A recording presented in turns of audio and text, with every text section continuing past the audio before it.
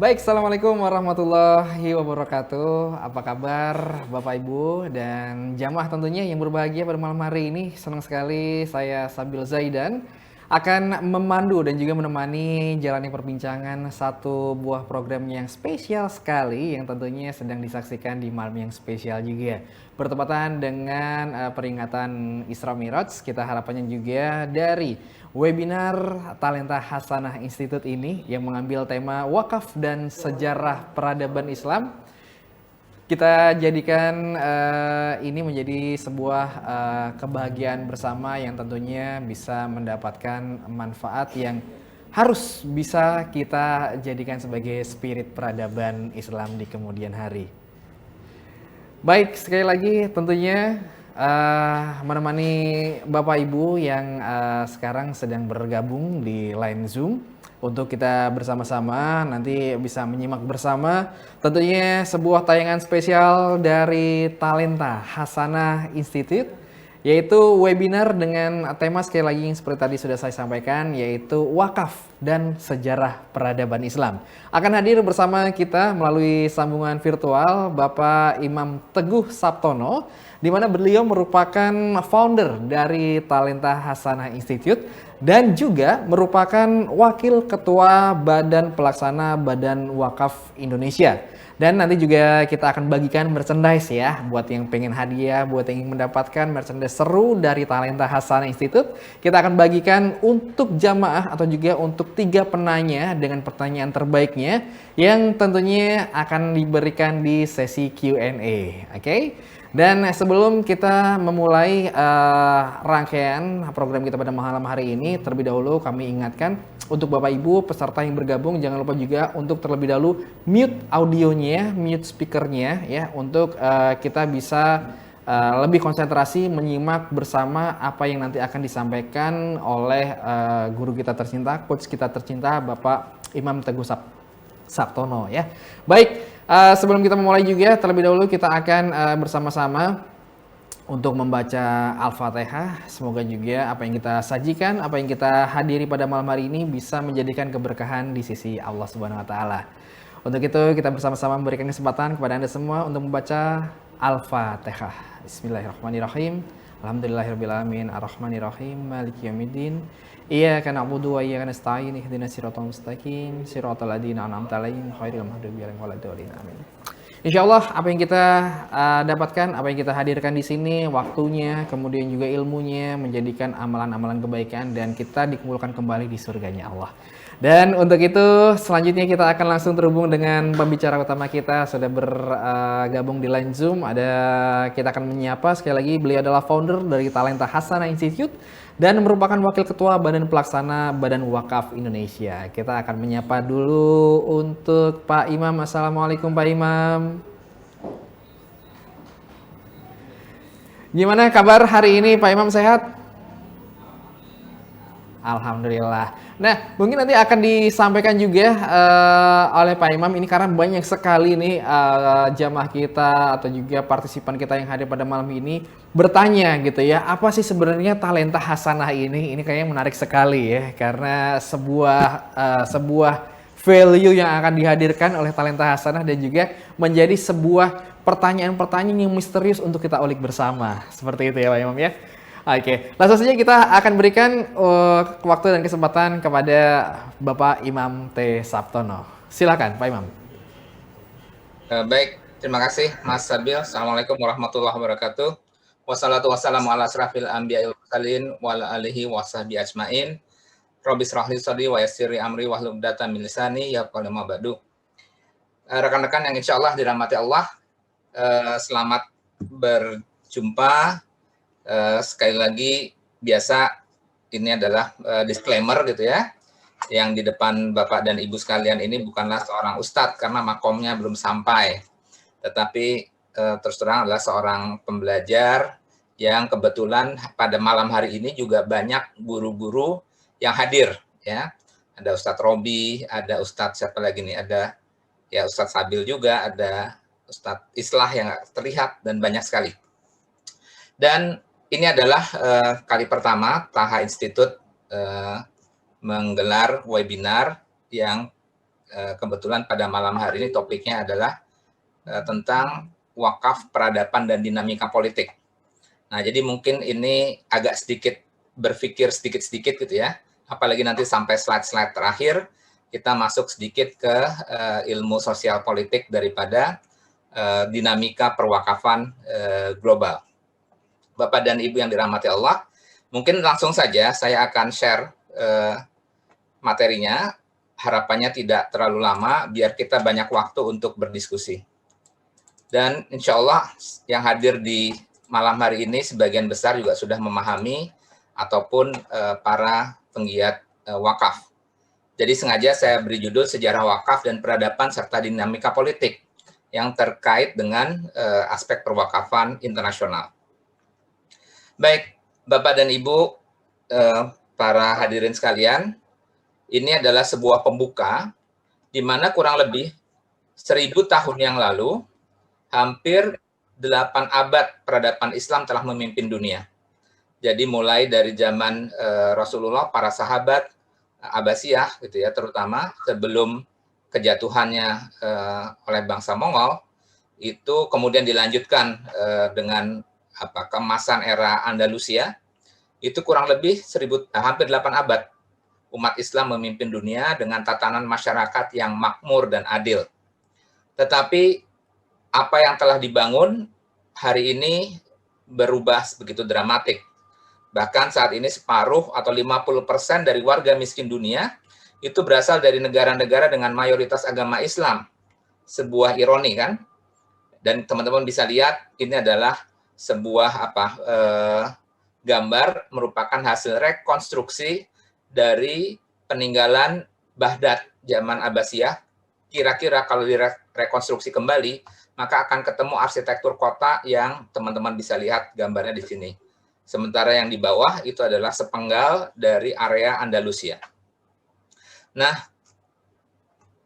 kira-kira mungkin kita bisa mencari tahu apa atau kelembagaan apa yang kiranya dulu ada, sekarang tidak dimiliki oleh umat muslim. Dan salah satunya memang adalah kelembagaan wakaf. Teman-teman sekalian, Islam sebagai agama yang syumuliyah, yang komprehensif, integrated, pastinya memiliki jawaban atas semua permasalahan umat manusia di segala bidang. Jangankan soal ekonomi, karena masuk kamar mandi pun itu sudah diatur. Maka terkait dengan ekonomi khususnya adalah keuangan sosial, Islam telah menjawabnya dengan serangkaian instrumen meliputi infak, sedekah, zakat, wakaf, yang masing-masing memiliki mandat yang begitu sempurna dan saling melengkapi. Infak berarti kita bicara sedekah yang sifatnya material, bahkan beberapa ulama mengatakan memiliki nilai memiliki nilai uang gitu ya. Kemudian yang berikutnya sedekah dan zakat. Infak dan sedekah itu sifatnya sunnah dan besarnya pun tidak diatur, tetapi zakat itu sifatnya wajib, besarnya diatur, yang menerimanya pun diatur, kemudian besaran dan waktunya pun juga diatur. Dan kalau kita lihat infak, sedekah, zakat itu sifatnya adalah yang sekali pakai atau harus dihabiskan.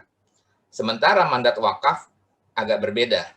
Dia sifatnya sunnah, tetapi ada konsep pokok dan konsep manfaat, di mana pokoknya harus dijaga sustainability-nya, dan manfaatnya lah yang diberikan kepada penerima manfaat atau maquf alaih. Dan kalau kita lihat bahwa fikih wakaf itu sangat minim dalilnya dibanding yang lain. Bukannya jumlahnya, tetapi detailnya. Bahkan kata wakaf sendiri dalam konteks wakaf menahan harta dan menyalurkan manfaatnya tidak kita jumpai di dalam Al-Quran. Adanya di dalam hadis. Nah, sementara makna wakaf sendiri di dalam Quran tergantung, kadang dituliskan dengan kata sedekah, kadang dituliskan dengan kata infak. Tetapi kita bisa lihat mana yang mengandung unsur wakaf, mana yang dimaksud infak sebagaimana layaknya infak yang biasa kita kenal. Dengan cara melihat asbabun nuzul daripada ayat-ayat tersebut. Umumnya, ayat-ayat yang mengandung pemberian suatu barang atau benda yang tidak habis dalam satu kali konsumsi, maka para ulama setuju menggolongkannya ke dalam kelompok wakaf. Dan ketidakdetailan ini menyebabkan seluruh ulama sepakat bahwa wakaf ini masuk ke dalam area ijtihad. Ini bukanlah sesuatu yang harus dipertentangkan, bahkan menjadi wakaf ini semakin kerdil. Itu malah terbalik. Justru saya yakin di balik ini ada sebuah hikmah kenapa wakaf ini oleh Allah menjadi masuk ke dalam penafsiran area ijtihad. Justru disinilah kekuatan wakaf agar bisa menjawab ya kekinian daripada masalah-masalah perekonomian umat. Teman-teman sekalian, tadi disebutkan, meskipun kata wakaf itu tidak kita jumpai di dalam Al-Quran, dalam konteks wakaf itu menahan harta dan meneruskan manfaatnya, tetapi seperti yang saya sampaikan, kalau kita lihat asbabun nuzulnya, maka ada beberapa ayat yang merujuk dalam konsep transaksi wakaf, di mana barang yang disampaikan itu sifatnya durable atau berjangka panjang atau tidak habis dalam satu kali pakai. Ini beberapa, jadi tidak hanya 4 ini. Yang paling masyhur adalah surat Ali Imran ayat 92, yang kurang lebih bunyinya lantanul birra hatta tunfiqu mimma tuhibbu. Belum sampai kebajikan yang sempurna buat seseorang sebelum dia menginfakkan atau mewakafkan harta terbaiknya. Kalau kita lihat asbabun nuzulnya, ini turun pada saat Abu Talhah menyerahkan kebun kurmanya kepada Rasulullah. Dan kebun kurma Abu Talhah ini adalah salah satu keping tanah yang paling subur di Madinah pada saat itu. Kemudian kalau kita lihat surat Al-Baqarah 261, itu asbabun nuzulnya adalah ayat yang turun seiring dengan peristiwa epik ya dari para sahabat, di mana benar-benar sahabat menjalankan ayat tentang berjihad melalui harta, amwaluhum wa anfusikum, baik harta maupun jiwa. Nah, kenapa amwaluhum terlebih dahulu? Karena sudah pasti kalau tidak mau atau tidak bisa berjihad dengan harta, jangan berharap bisa berjihad dengan nyawa. Maka biasanya berjihad melalui harta itu sebagai prerequisite daripada kesiapan kita berjihad secara jiwa atau nyawa. Dan ini adalah kaitannya dengan peristiwa Perang Tabuk, di mana pada saat itu kas negara sedang kosong, maka disitulah beberapa cerita epik tentang Abu Bakar yang menyerahkan seluruh hartanya, Umar yang menyerahkan separuh hartanya, kemudian Utsman yang melengkapinya dengan 1000 ekor unta, berikut perlengkapannya, dan seterusnya. Teman-teman sekalian, tadi dikatakan bahwa wakaf itu adalah menyerahkan harta terbaik yang dicintainya. Jadi, kalaulah misalkan wakaf ini belum mampu ya menjadi pilar ekonomi umat, menjadi pilar yang menopang lahirnya kembali peradaban, boleh jadi apa yang kita kerjakan itu belumlah memberikan harta yang terbaik.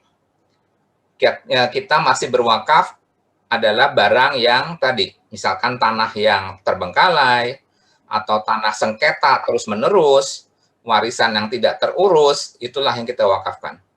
Mungkin kita tidak pernah terpikir bahwa yang diwakafkan itulah tanah yang di atasnya ada hotel yang sedang ramai-ramainya. Yang diwakafkan itu adalah tanah yang di atasnya ada pabrik yang tengah berjalan dan seterusnya. Jadi, kalau kita lihat hadis yang masyhur terkait wakaf ini adalah hadis wakaf dari Umar radhiyallahu an, yaitu mewakafkan harta terbaik. Di situ dikatakan bahwa Umar berkata, wahai Rasulullah, saya belum pernah mendapatkan harta sebaik kebun kurma yang disampaikan ini.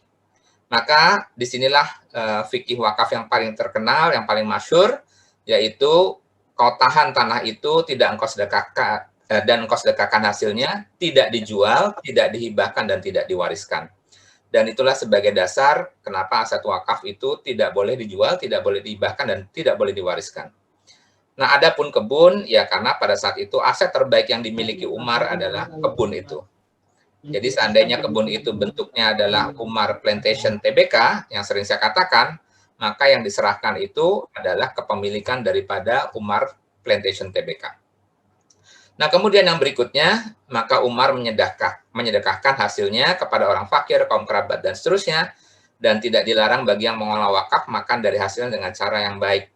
Dan disinilah salah satu area ijtihad, di mana kalau kita lihat kalimat berikutnya adalah kalimat penjelas, bukanlah kalimat perkataan Rasulullah, tapi sebuah penjelas apa yang dilakukan oleh Umar, yaitu bolehnya nazir atau pengelola aset wakaf mendapatkan manfaat daripada aset yang dikelolanya.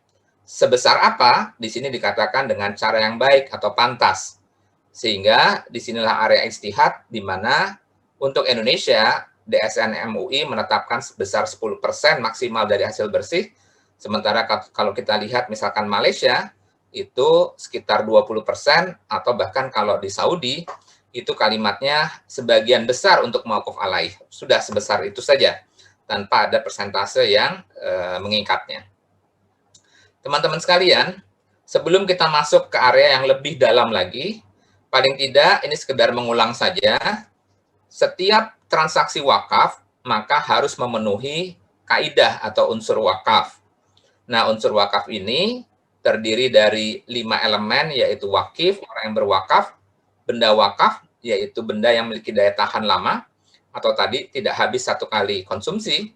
Kemudian nazir adalah orang ataupun lembaga yang diberikan kuasa untuk mengelola aset wakaf tersebut, dan dia bukanlah pemilik, karena yang memiliki aset wakaf itu sudah milik Allah Subhanahu wa taala. Kemudian yang berikutnya ikrar wakaf, atau kalau di sini banyak orang bank, maka ini adalah akadnya atau kontraknya. Ingat bahwa salah satu ciri daripada ekonomi Islam adalah ekonomi kontrak base. Nah, sama di dalam aktivitas sosial pun itu juga menganut unsur kontrak base transaction. Nah, kontrak base transaction-nya inilah didudukkan di dalam ikrar. Jadi nanti akan kita jelaskan tentang ikrarnya apa saja. Kemudian mauquf alaih adalah pihak yang menerima manfaat. Teman-teman sekalian, kita sekarang masuk terkait dengan benda wakafnya dulu. Nah, benda wakaf yang kemarin sangat populer, karena ini kita akan bicara tentang dinamika politik dan peradaban, salah satu benda yang saat ini populer dibicarakan, yaitu wakaf uang. Nah, kalau kita bicara wakaf uang, memang kembali di sini ada masalah perbedaan antar mazhab, ya, seperti yang diceritakan bahwa ini adalah area ijtihad. Apa yang membedakannya? Pertama, dasar terlebih dahulu. Dasar diperbolehkannya wakaf uang adalah hadis yang diriwayatkan oleh Imam Al-Bukhari yang mengutip tentang apa yang disampaikan oleh Imam Al-Zuhri yang wafat tahun 124 Hijriah. Jadi kalau kita melihat umur tahun wafatnya, maka beliau termasuk kelompok tabi'in yang masih bertemu dengan beberapa sahabat. Jadi diasumsikan bahwa kalimat-kalimat yang keluar oleh Imam Al-Zuhri ini masuk ke dalam hal-hal yang memang diperkenankan sejak zaman sahabat, gitu ya. Pertama adalah dianjurkan wakaf dinar dan dirham untuk pembangunan sarana dakwah. Tetapi kita lihat keterangan berikutnya. Wakaf dinar dan dirham yang dimaksud itu bukan kemudian uangnya langsung dipakai untuk mendirikan madrasah, ya, atau tempat ibadah atau masjid. Tetapi adapun caranya adalah dengan menjadikan uang tersebut sebagai modal usaha, kemudian menyalurkan keuntungannya. Yang dimaksud dengan modal usaha itu artinya dia bisa dipakai usaha atau bisa dipinjamkan, ya, dengan akad mudarabah, musyarakah, dan seterusnya yang kiranya akan mendapatkan keuntungan. Maka keuntungan itulah yang kemudian dijadikan sumber untuk membangun sarana ibadah yang dimaksud. Nah, terkait dengan penerjemahan itu, mazhab Syafi'i dan Hambali itu clear. Mereka berpendapat bahwa wakaf dinar dan dirham tidak diperbolehkan. Kenapa? Karena mereka berpendapat bahwa sulit untuk menjaga atau mengekalkan nilai zat daripada uang tersebut. Karena kalau diserahkannya wakaf dalam bentuk uang, maka tidak mungkin uang itu didiamkan, karena tidak akan keluar manfaatnya. maka dia harus dibelanjakan. Tapi sekali lagi kita ingat, karena pada saat bicara konteks dibelanjakan, maka kekekalan uang itu tidak akan bisa dijaga. Dan sebaliknya, mazhab Hanafi membolehkan wakaf uang.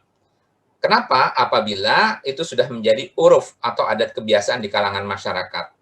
Yang dimaksud dengan uruf itu adalah kita lihat background daripada Imam Hanafi, beliau adalah seorang pedagang, seorang pengusaha. Jadi, buat kita yang background-nya pengusaha, pada saat menerima uang, pada dasarnya uang itu bisa dibedakan menjadi dua, yaitu uang untuk OPEX, operational expenditures, yang akan habis, atau uang yang akan kita sisihkan ke dalam CAPEX, capital expenditures, yang sifatnya berjangka panjang atau bahkan malah bisa bertambah, yaitu dijadikan sebagai modal. Kapan itu? Pada saat profesi kita sebagai seorang pengusaha. Dan itulah yang dipersyaratkan oleh Imam Hanafi. Makanya hal itu boleh saja apabila sudah menjadi uruf atau adat kebiasaan atau profesi daripada sang penerima wakaf tadi. Jadi sebenarnya bisa kita ambil kesimpulan, seandainya nazir tidak memiliki kemampuan untuk mengelola investasi, maka menerima wakaf uang ini sebaiknya jangan. Tetapi diperbolehkan apabila nazir itu memang memiliki keahlian dan kompetensi dalam melakukan investasi dan pengelolaan uang sebagai modal usaha. Adapun mazhab Maliki itu membolehkan. Dia langsung mengambil statement yang keluar dari Imam Al-Zuhri tersebut, yaitu mengenai penggunaan wakaf uang melalui cara pembentukan dana pinjaman sebagaimana dilakukan oleh Imam Al-Zuhri. Nah, untuk Indonesia sendiri gimana? Untuk Indonesia sendiri, ini sudah diadopsi oleh DSN MUI, sementara MUI menyatakan boleh, ya, hukumnya jawas. Boleh menerima atau mengelola wakaf uang dan digunakan untuk hal-hal yang diperbolehkan secara syar'i. Langsung, nah, baru kita masuk ke sejarah peradabannya. Apa yang pernah kita capai dengan wakaf nih, pasti teman-teman sudah sering membaca slide ini. Nah, ini adalah bukti-bukti sejarah gitu ya. Pertama adalah kisah Umar menegur Amir bin Ash. Kalimat itu hanya untuk menggambarkan bagaimana suasana spirit perwakafan pada saat itu. Jadi pada saat Yahudi itu dijelaskan tentang tulang yang digariskan oleh Umar gitu ya, kepada Gubernur Amir bin Ash, yaitu usulannya adalah berlakulah adil, intinya kurang lebih seperti itu. Pada saat dijelaskan, maka Yahudi tersebut merasa kagum, terkesima tentang keadilan yang dijalankan oleh Muslim, meskipun dia pada saat itu mayoritas dan sebagai penguasa. Maka yang dia lakukan setelah bersyahadat adalah ibadah wakaf, gitu ya.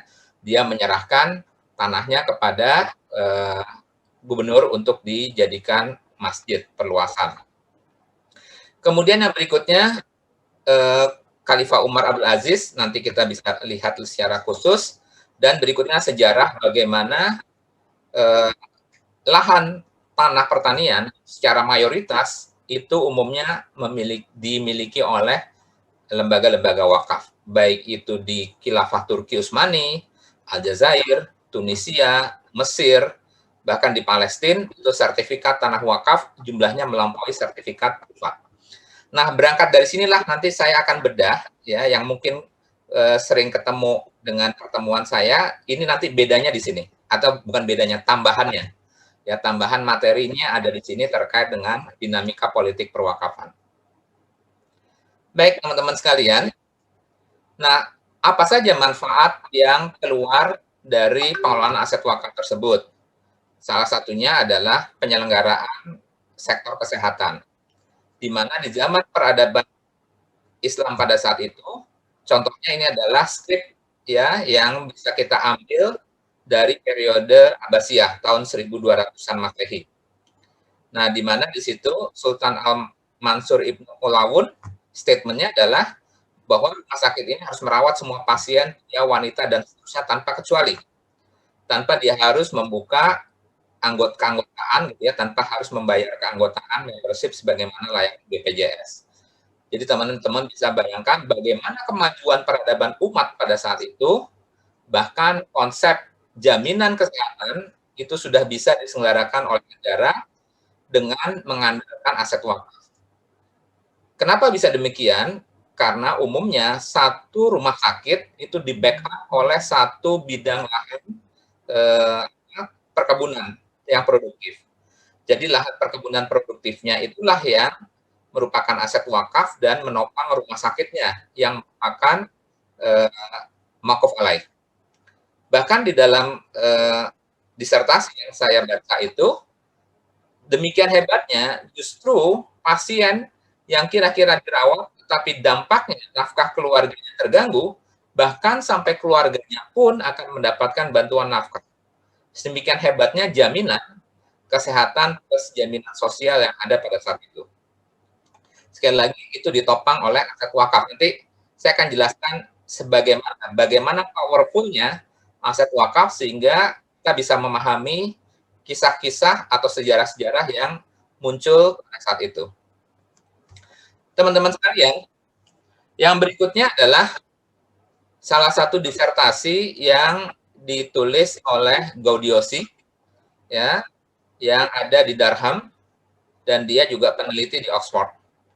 Dia menyebutkan bahwa Oxford dan lembaga-lembaga akademik di Inggris lainnya, gitu ya, ini harusnya dia berhutang atau berterima kasih kepada dunia Islam karena konsep daripada endowment fund-nya.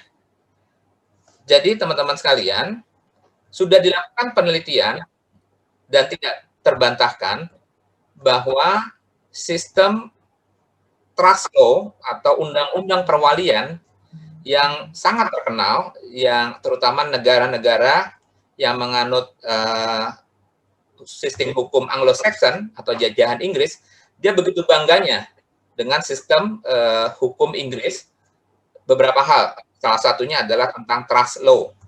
Nah, waktu itu dilakukan penelitian apakah trust law ini adalah heritage atau warisan dari Yunani dan Romawi ataukah warisan dari Islam. Ternyata setelah dibaca satu persatu dan seterusnya, dia lebih mirip apa yang dilakukan oleh Islam.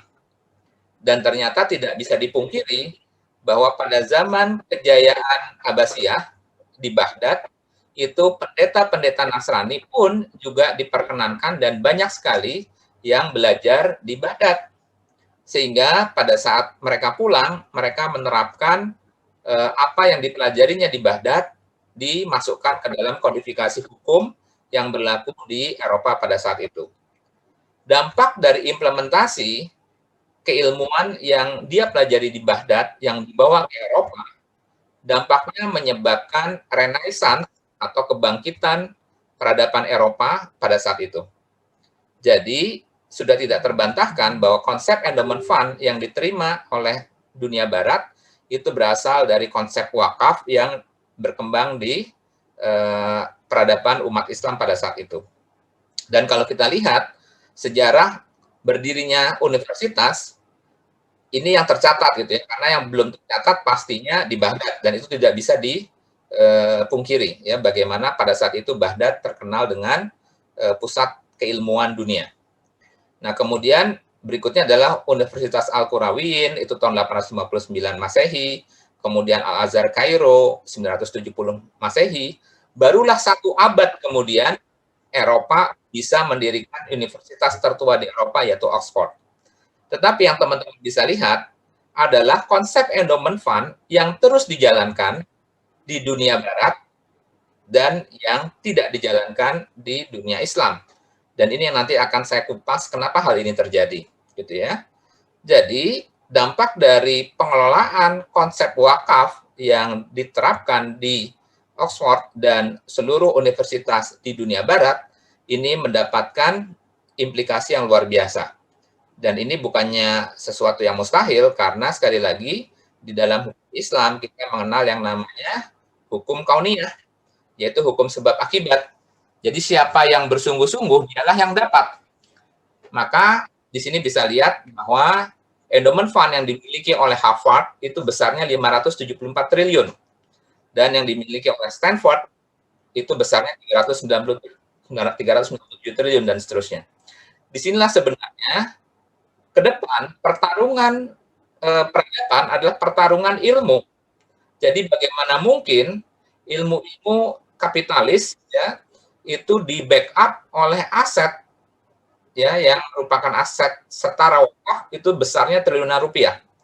Sementara umat muslim tidak peduli terhadap sistem pendidikannya dan tidak pernah mau berpikir bahwa ke depan itu pertarungannya adalah pertarungan keilmuan dalam memenangkan peradaban. Teman-teman sekalian, berikutnya dalam konteks politik, geopolitik dan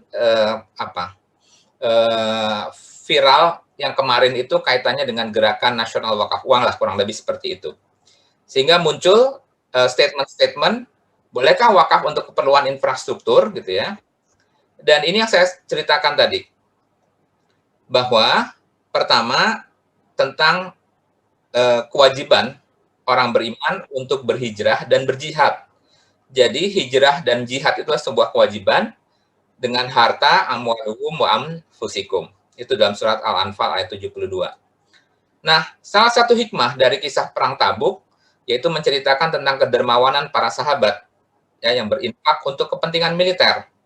Jadi pada saat itu Madinah tengah diancam oleh invasion ya sekitar 100.000 lebih pasukan Romawi.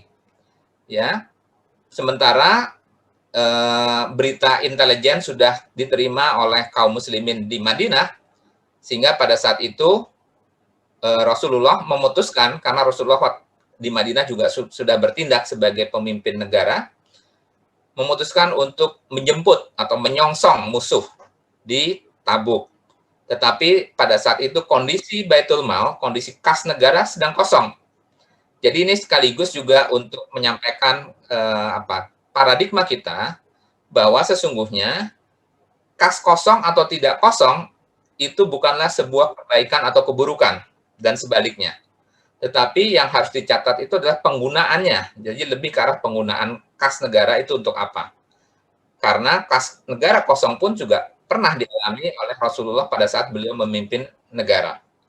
Nah, pada saat itu kas kosong, sementara dari kekuatan geopolitik harusnya untuk menyelamatkan negara, musuh harus disongsong, jangan ditunggu. Maka diperintahkan waktu itu dihimpun pasukan, di mana kas negara sedang kosong, maka Rasulullah melakukan fundraising. Disitulah cerita tentang Abu Bakar yang menyerahkan seluruh hartanya, Umar yang separuh, dan Utsman. Dan pada saat itu turunlah ayat tentang Al-Baqarah 261. Dan sekali lagi kita lihat bahwa buat mereka yang tidak berangkat, selain harta, mereka juga meminjamkan baju besinya, meminjamkan kudanya, meminjamkan pedangnya, dan seterusnya. Tapi pastinya kontraknya bukanlah kontrak pinjam begitu saja. Karena kalau kontrak pinjam, wajib dikembalikan. Padahal dalam peperangan sudah pasti yang namanya baju besi dan pedang itu boleh jadi tidak kembali. Karena yang menggunakannya terbunuh atau pedangnya patah dan seterusnya. Tetapi pada saat sudah kembali, ya dikembalikan lagi kudanya, pedangnya, dan seterusnya. Jadi ini dimasukkan dalam kelompok wakaf, ya.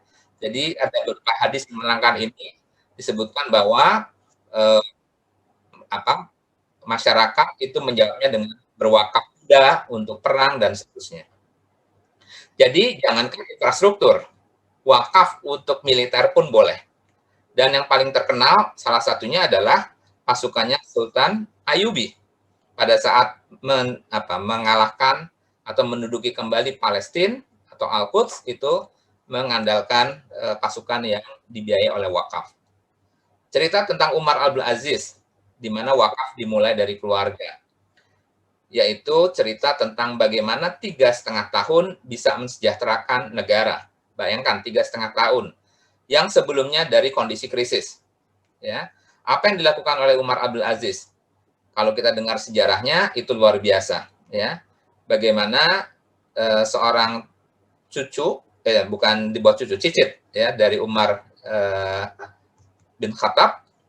Ini juga yang sekaligus menjadi dasar atau menjadi pembuktian buat kita bahwa investasi itu salah satunya adalah di anak yang soleh. Jadi kalau kita lihat garis keturunannya Umar Abdul Aziz, dia adalah berasal dari ibu, ya. Ibunya itu adalah anak dari anaknya Umar bin Khattab yang dinikahkan oleh Umar bin Khattab.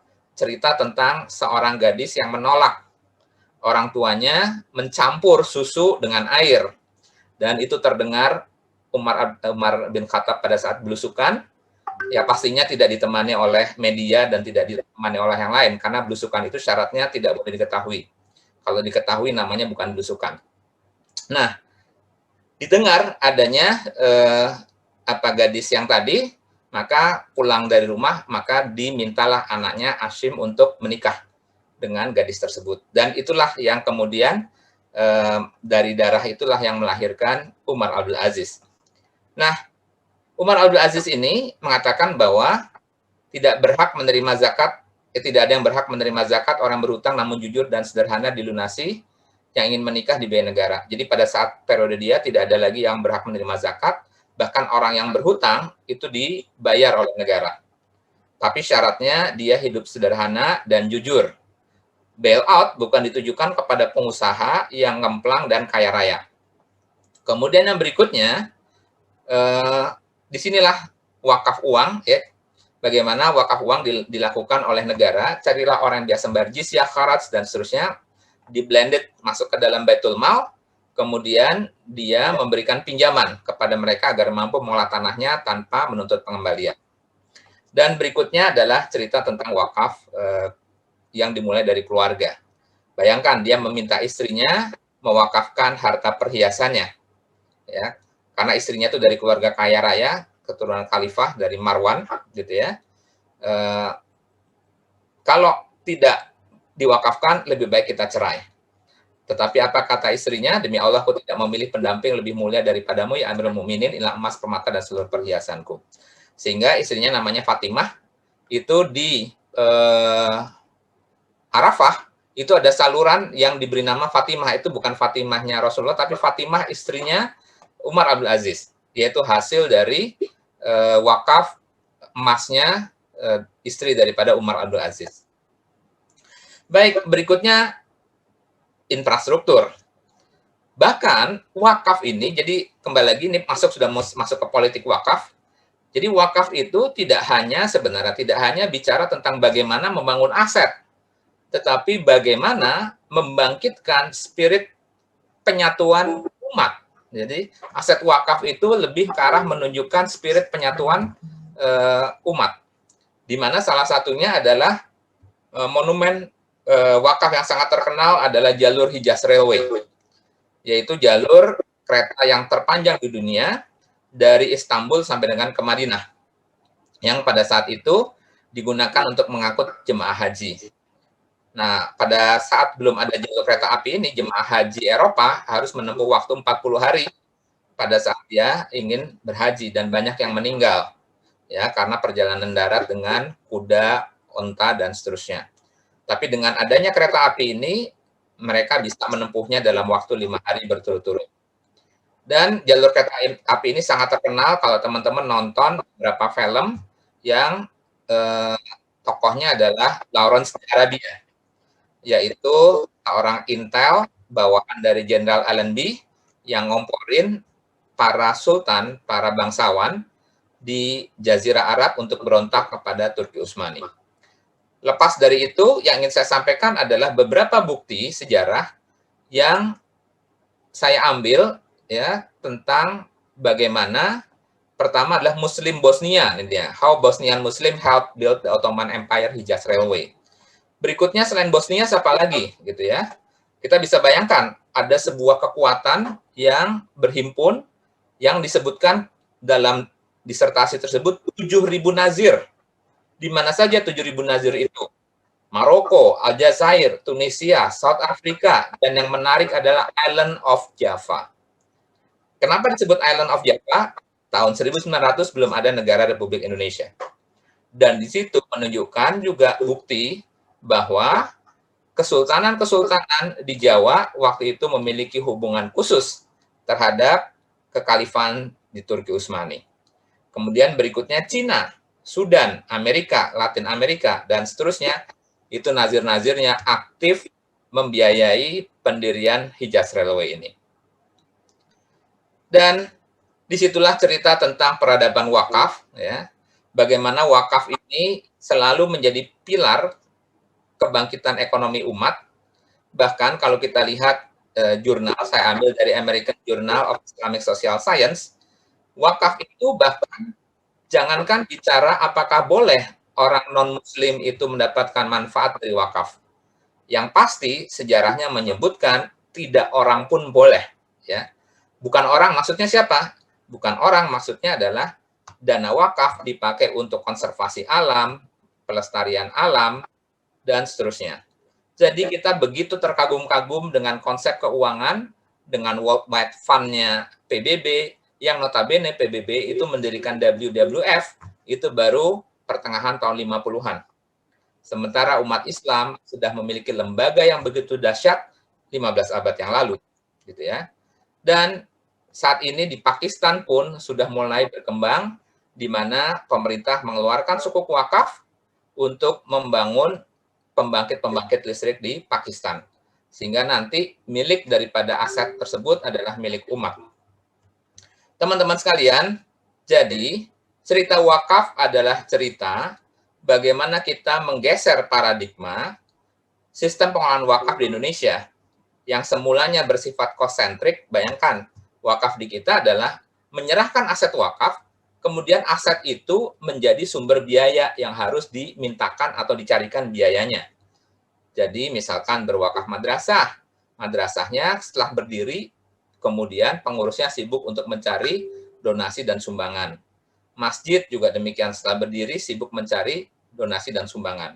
Jadi wakafnya yang tadinya cost-centric harus kita geser ya menjadi productive centric. Dan itulah yang sebenarnya terjadi kalau kita lihat sejarah-sejarah wakaf pada saat peradaban, puncak-puncak peradaban tadi. Ya, bagaimana sebuah rumah sakit dengan aset wakaf kebunnya dan seterusnya. Jadi tujuannya adalah yang tadinya sifatnya dependensi dan discontinue berubah, ya, tidak hanya, jadi bukan berarti nggak boleh masjid, jadi tidak hanya, not only but also, ya, tidak hanya tanah masjid, tidak hanya bangun masjid, tetapi juga business development, investasi, properti, lembaga keuangan syariah dan seterusnya, sehingga menjadikan resource keuangannya itu sifatnya menjadi independen dan sustain. Bagaimana operasional wakaf membiayai operasional masjid, membiayai pembangunan masjid, pendidikan gratis, kesehatan gratis, pemberdayaan ekonomi. Dan itulah konsep wakaf.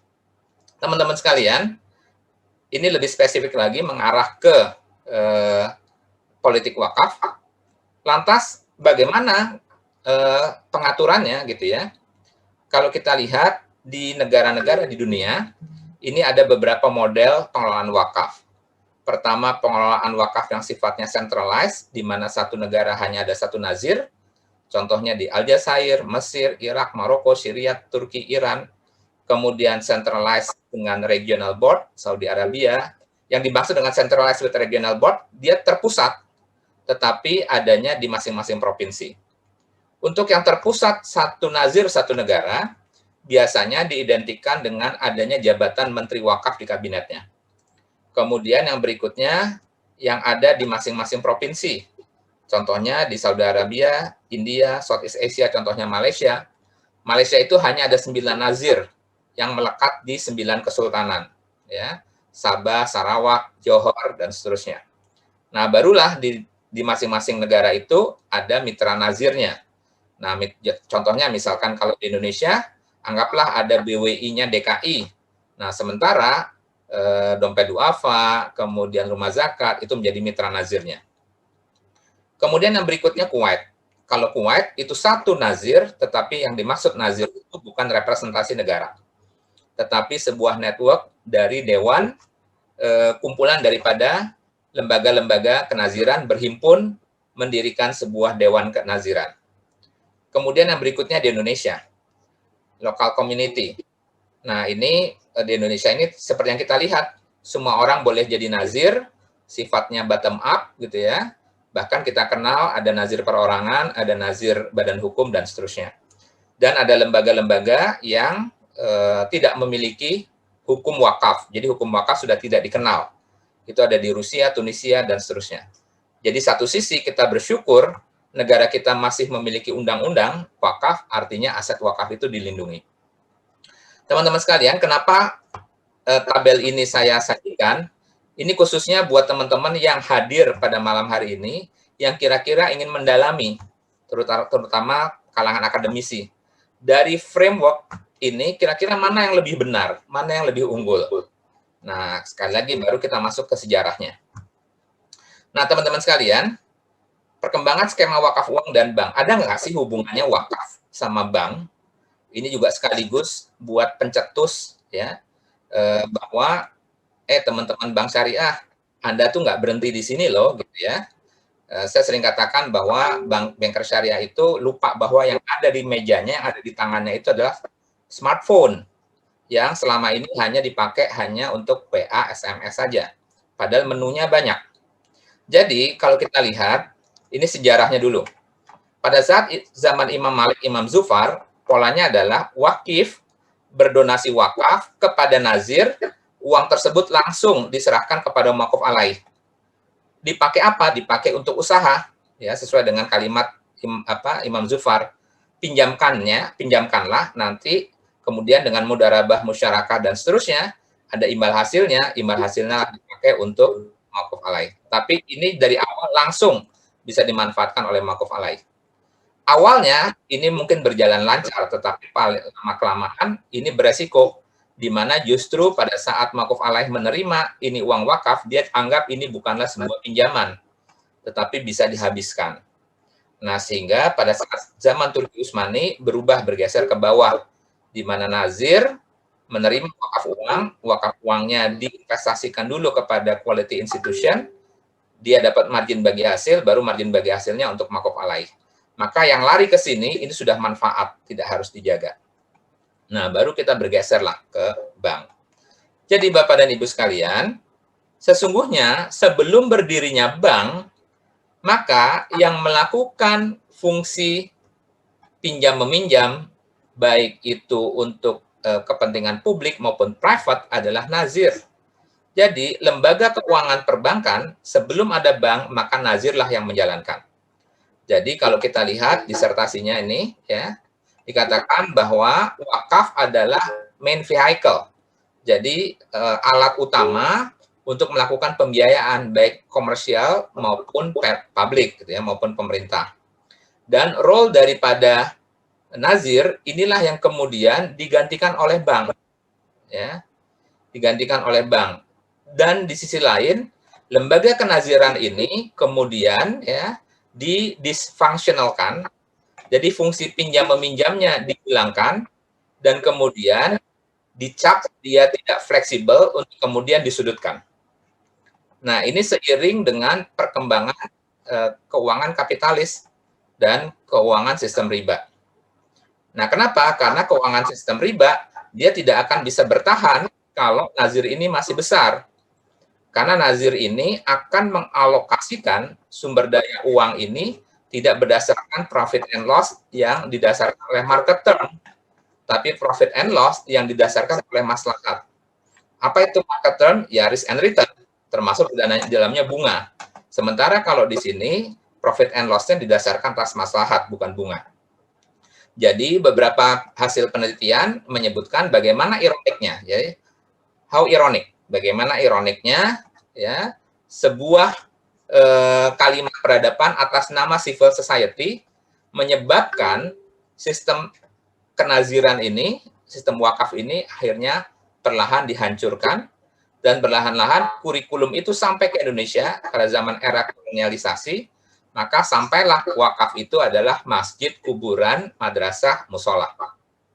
Nah, di situ jadi teman-teman sudah mulai kelihatan bagaimana permainan politik ini mewarnai perkembangan perwakafan dunia.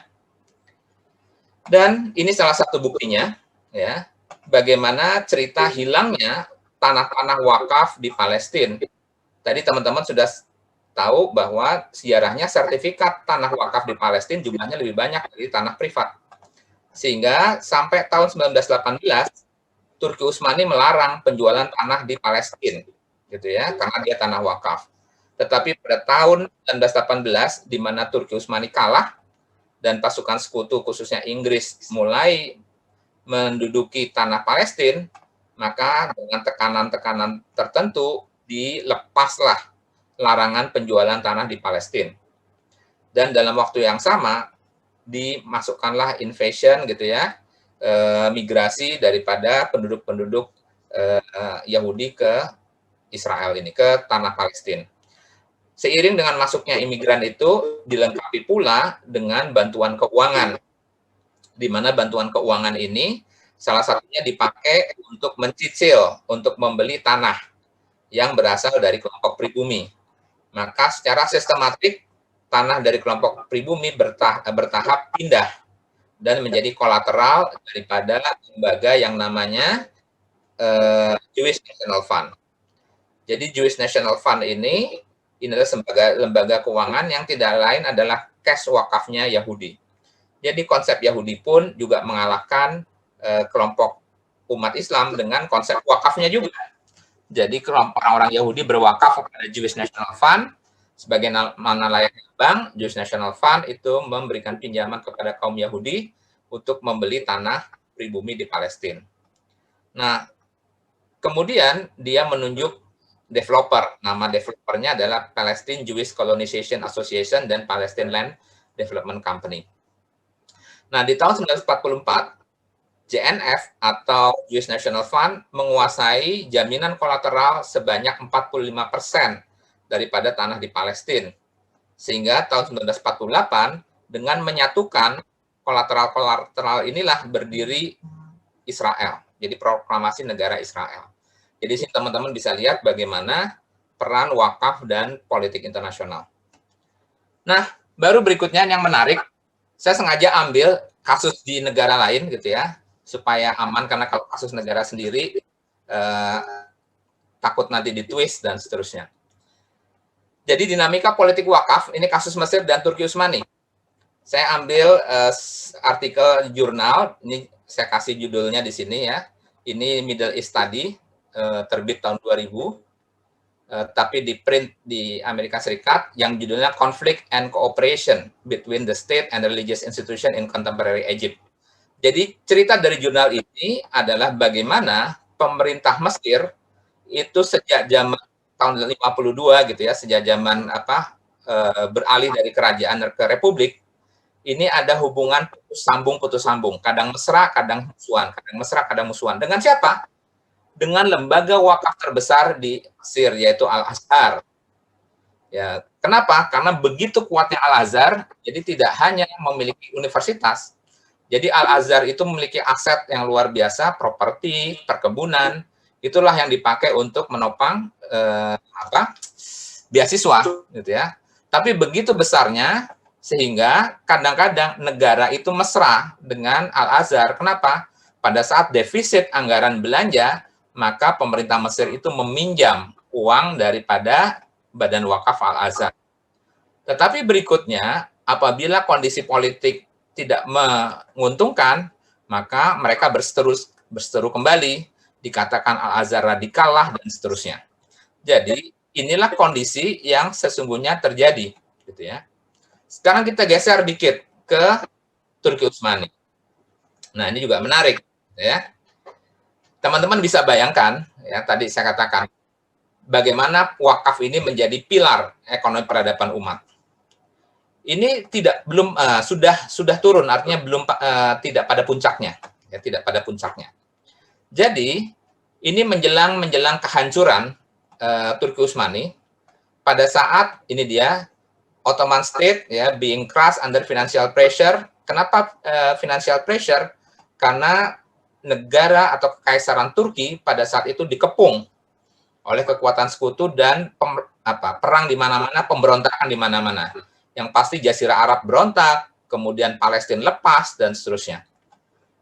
Dengan Western power, gitu ya, dengan huge revenue potensial. Jadi, kalau ditanya, pada saat negara defisit, ya, karena membiayai perang dan seterusnya, teman-teman bisa bayangkan kira-kira berapa besar kontribusi wakaf pada saat itu. Nah, ini bisa teman-teman lihat. Jadi, pada abad ke-18, ya, the revenue potensial yang dimiliki oleh wakaf, aset wakaf, itu jumlahnya adalah 1/4, bahkan setengah. Ya, bahkan setengah dari state budget. Nah, teman-teman bisa bayangkan, setengah dari state budget kurang lebih apa? Saat ini, kalau kita analogikan Indonesia, hutang luar negeri Indonesia itu sekitar 38, ya, 38% dari state budget. Artinya, kalau saja Indonesia memiliki wakaf aset sebagaimana layaknya Turki pada saat itu, kita tidak perlu hutang luar negeri sepeser pun. Karena hutang luar negeri kita saat ini sekitar 39%. Sementara umat Islam pernah membuktikan kontribusi wakaf itu berkontribut 50% dari APBN negara.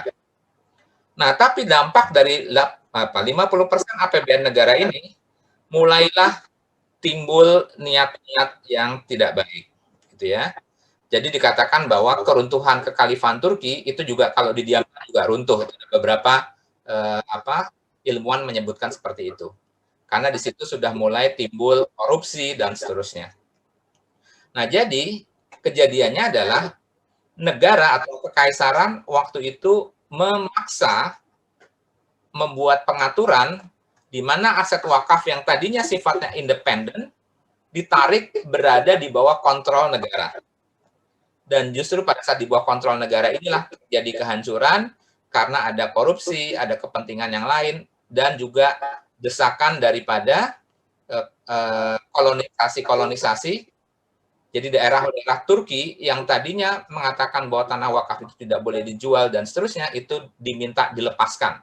Oleh siapa? Oleh kolonial, gitu ya.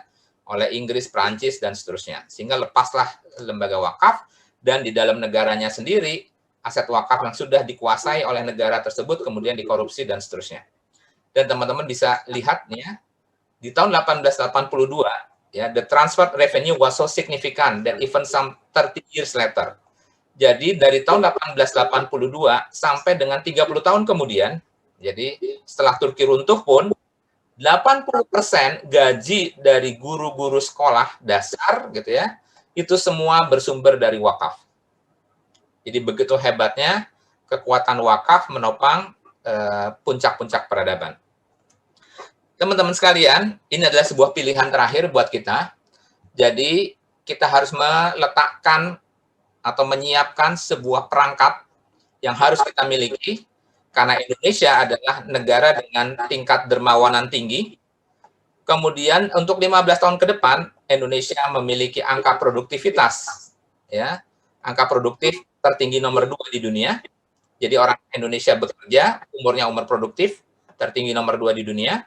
Dan yang dahsyatnya lagi adalah hasil Farke Survey atas 20.000 anak, ya, anak milenial dunia tentang opini terhadap agama dan kebahagiaan.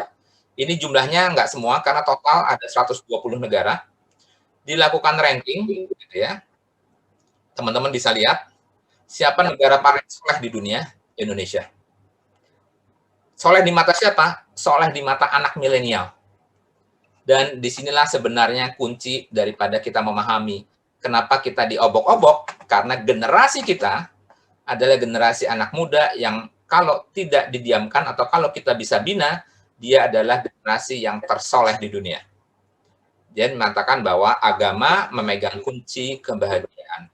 Kalau dijadikan satu, Indonesia adalah orang yang dermawan, mereka punya uang karena bekerja, dan mereka soleh. Ini kalau ditarik garis emasnya, maka bukanlah sebuah mustahil bahwa hadis yang menyatakan setiap 100 tahun bahkan akan lahir sebuah pembaharuan. Dan 100 tahun pembaharuan umat Islam boleh jadi bisa terjadi di Indonesia. Oleh karenanya kita harus siapkan infrastrukturnya, siapkan ekosistemnya. Kurang lebih demikian. Assalamualaikum warahmatullahi wabarakatuh. Waalaikumsalam warahmatullahi wabarakatuh. Masya Allah, luar biasa sekali ya apa yang disampaikan oleh Pak Imam. Di mana juga kita jadi semakin ngerti gitu bagaimana tentang wakaf itu sendiri. Kemudian kita tadi sempat menyimak tentang sejarahnya, bahkan juga dari dinamika politiknya yang tentunya ini menjadi satu poin yang menjadi apa ya, penghangat pada obrolan kita malam hari ini. Dan alhamdulillah kita sudah mendapatkan banyak sekali penanya-penanya Pak Imam yang sudah menjawab atau sudah mengajukan pertanyaannya melalui kolom chat yang ada di line Zoom. Kita sepertinya akan menjawab, membacakan satu persatu, tapi mohon maaf juga nanti karena keterbatasan waktu mungkin ada yang tidak terbacakan pertanyaannya, tapi jangan khawatir, kita nanti akan memilih juga 3 penanya beruntung untuk mendapatkan souvenir atau juga merchandise dari Pak Imam T. Sabtono atau juga merchandise dari Talenta Hasanah Institute ya. Ini ada satu pertanyaan Pak Imam, ini menarik sekali dari Baskoro datangnya. Bagaimana mekanisme wakaf atau zakat atau sedekah ini dapat berperan secara aplikatif di masyarakat kita? Misal sebagai studi kasusnya yaitu pembangunan wakaf uang dana masjid. Misal untuk membantu tukang becak yang terlilit rentenir gitu ya. Akad dan pengelolaan organisasinya ini seperti apa? Itu yang pertama. Kemudian yang kedua adalah tanah wakaf untuk wakaf produktif. Ini misalnya pengembangbiakan ikan lele, gurami, skala RT dan sebagainya. Akad dan pengelolaan organisasinya seperti apa? Sehingga nanti saya bisa langsung terapkan konsepnya di masjid rumah. Masya Allah, luar biasa sekali ya Pak Baskoro ya.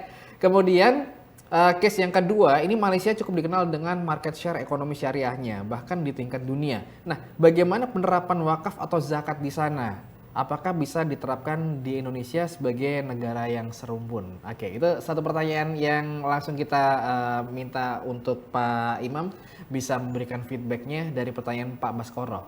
Tafadhol, Pak Imam. Baik, ya mengenai terima kasih sebelumnya Mas Baskoro. Pertama terkait dengan pengelolaan wakaf uang, dalam aplikasinya seperti apa? Nah, ini malah paling gampang kalau saya menjelaskan kepada teman-teman yang ada di bank syariah. Jadi, kalau ditanya bagaimana aplikasi penerapan wakaf uang di yang pada saat itu misalkan terjadi di Turki dan seterusnya, maka teman-teman bisa bayangkan bahwa lembaga wakaf itu tidak lain adalah bank. Ya, sama seperti bank. Tetapi bedanya adalah kalau bank, imbal hasilnya akan kembali kepada pemilik dana. Tetapi kalau lembaga wakaf, imbal hasilnya kepada maquf alaih. Jadi DPK yang diterima itu tidak lain adalah wakaf. Ya. DPK yang diterima itu adalah wakaf uang, kemudian diputar oleh bank sebagaimana layaknya, sebagaimana fatwa dari Imam Zuhri tadi, ya dilakukan akad mudarabah, musyarakah, dan seterusnya, sehingga akan ada imbal hasilnya, dan imbal hasilnya tidak kembali kepada pemilik dana, tetapi menjadi haknya maquf alaih. Nah, kita bisa bayangkan, ya, kalau sudah seperti itu, maka pada saat seseorang atau bankers ingin memberikan pembiayaan kepada sebuah objek yang dinyatakan visible, maka visible yang dimaksud tidak lagi hanya mendasarkan pada market term, kepada termin-termin pasar, yaitu risk and return, tetapi pada maslahat. Kenapa? Karena syarat daripada wakaf itu hanya menjaga pokoknya. Dia tidak ada, karena itu sudah merupakan dana wakaf, maka dia tidak memiliki cost of fund. Ya.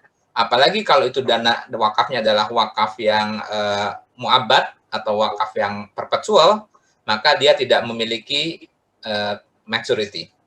Jadi pada saat itu sang bankers itu hanya menjaga nilai pokoknya.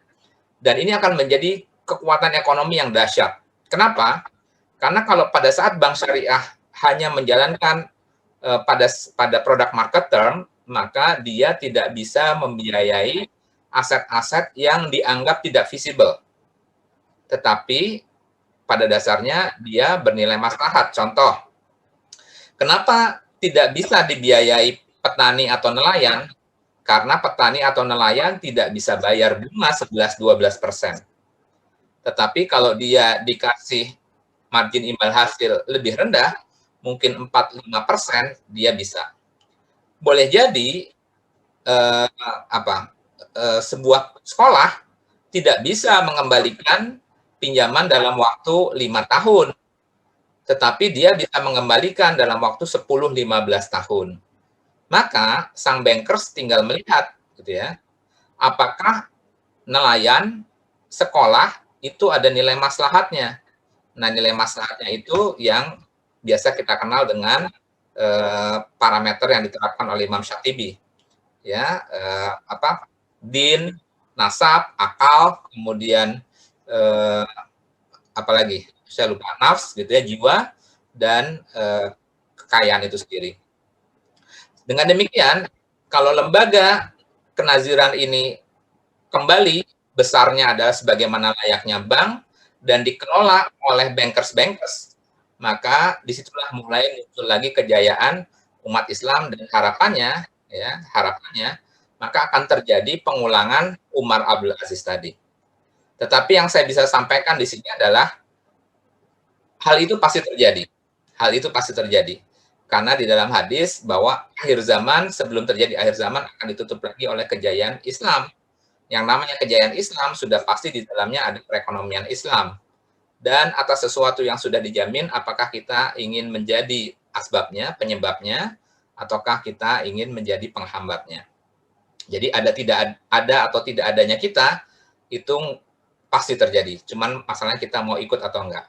Nah, berikutnya terkait dengan bisnis. Jadi bedakan antara wakaf uang dan wakaf melalui uang. Kalau wakaf uang, aset wakafnya adalah uang itu sendiri. Tetapi kalau wakaf uang atau wakaf melalui uang, jadi bukan tadi wakaf uang adalah aset wakafnya adalah uang, tetapi wakaf melalui uang itu aset wakafnya adalah apa yang dituju oleh uang tersebut. Misalkan kita mau bangun masjid 1 meter persegi itu 5 juta rupiah, maka kita urunanlah 5 jutaan. Jadi sebenarnya wakaf kita bukan wakaf uang 5 juta, tetapi wakaf masjid. Nah, demikian juga kalau masjid itu diganti dengan ruko. Ya, ruko yang sewanya nanti kita berikan kepada madrasah. Maka kita wakaf ruko. Dan juga wakaf tadi, bisnis ikan lele. Jadi dari awal sudah menjelaskan bahwa wakaf ini untuk masjid, untuk ikan lele dan seterusnya, maka itu bukan wakaf uang. Bagaimana kalau rugi? Tadi ada kalimat gitu ya. Sesungguhnya yang dimintakan pertanggungjawaban dari nazir itu adalah keprofesionalannya, ya, kemudian ketelitiannya tidak teledor, dan tadi mampu dan profesional. Nah, masalahnya kemudian ada kerugian, ada dua. Ada yang karena in the course of business, karena marketnya crash, pandemik, dan seterusnya. Ada yang karena keteledoran, fraud, dan seterusnya. Untuk kasus yang in the course of business, ya sudah, ya, artinya tidak menjadi masalah. Tetapi kalau ditanya ulama, apakah wakaf itu boleh rugi? Jawabannya pasti tidak. Kurang lebih pertanyaannya seperti ini. Kalau kita mengantarkan anak kita yang kecil masuk ke sekolah, kemudian si adik ini nanya kepada bundanya, "Bunda, boleh nggak adik tidak naik kelas?" Maka jawaban dari bundanya pasti tidak boleh. Padahal bundanya tahu persis bahwa resiko bersekolah adalah tidak naik kelas. Nah, itulah wakaf, ya, itulah wakaf produktif. Baik, pertanyaan kedua apa tadi? Mas Sabil lupa. Ya, lebih berbicara mengenai sistem yang ada di negara rumpun kita, serumpun kita. Oh, Malaysia. Malaysia gitu ya. Ini kan di sana sudah bisa dibilang market share ekonomi syariahnya ini cukup bagus gitu ya, dan cukup dikenal bahkan secara tingkat dunia. Nah, ini bisa nggak sih diterapin di Indonesia gitu, Pak? Sangat bisa. Sangat bisa, tinggal yang dibutuhkan itu adalah literasi wakaf, kemudian yang berikutnya legal, ya, aspek legal juga tentang korporasi wakaf, literasi wakaf. Saya ambil contoh gitu ya, korporasi wakaf terus terang belum dikenal di kita, bagaimana saham perusahaan itu bisa beralih karena wakaf juga masih belum dikenal di Undang-Undang PT. Jadi peralihan saham wakaf itu, saham untuk diwakafkan itu karena hibah, karena warisan, karena jual beli. Wakaf belum ada. Nah, tapi pastinya bisa karena itu menyangkut willingness saja. Ya, dan literasi. Kalau literasi wajarlah kita butuh waktu gitu ya. Sekali lagi ini mungkin ada kurikulum yang sengaja diumpetin oleh kolonialisme begitu panjang supaya ekonomi umat ini tidak bangkit. Tapi insya Allah bisa. Kemudian yang berikutnya, ketiga apa? Hanya 2 pertanyaan saja dari Okay. Pak Baskoro tadi ya, Pak Imam. Nah ini ada sudah cukup menjawab dari pertanyaan Pak Baskoro, Pak Imam? Cukup ya? Oke. Oke, baik. Kita akan melanjutkan kembali untuk pertanyaan dari Ibu Mulyati. Ibu Mulyati So Nice gitu ya. Wah, saya jadi pengen ikutan itu. Oke, pertanyaan adalah apakah lembaga pendidikan nirlaba, Pak Imam, ini boleh menjadi nazir? Soalnya kan sekarang ini banyak masjid di sini tidak menjalankannya. Tanggapan dari Pak Imam seperti apa? Baik. Jadi secara Undang-Undang nomor 41 tahun 2004 itu nazir dikenal ada yang nazir lembaga itu bisa berbadan hukum, tidak berbadan hukum, dan berikutnya nazir perorangan. Jadi boleh saja nazir perorangan ataupun nazir lembaga atau badan hukum. Yang penting dia bukan PT, ya. Yang penting dia bukan PT. Tinggal syaratnya ya syaratnya 5 tadi.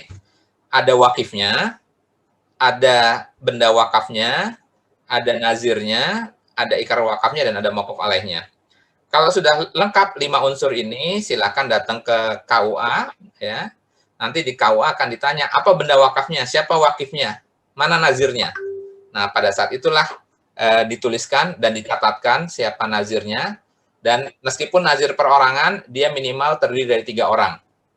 Dan apabila ada yang wafat di antara 1 di antara 3, maka ketiga orang ini harus mengangkat nazir yang berikutnya. Jadi selalu minimal ada 3 orang. Minimal ya, 3. Minimal 3. Jadi 4 boleh, 5 boleh. Demikian, jadi bisa ya. Yayasan lembaga pendidikan bisa menjadi nazir.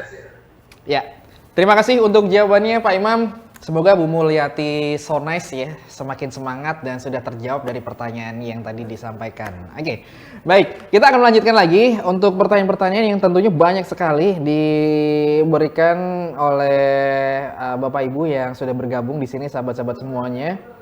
Kita akan ini dari siapa nih? Ibu Kori Vidiati atau Bapak Kori Vidiati ini ya.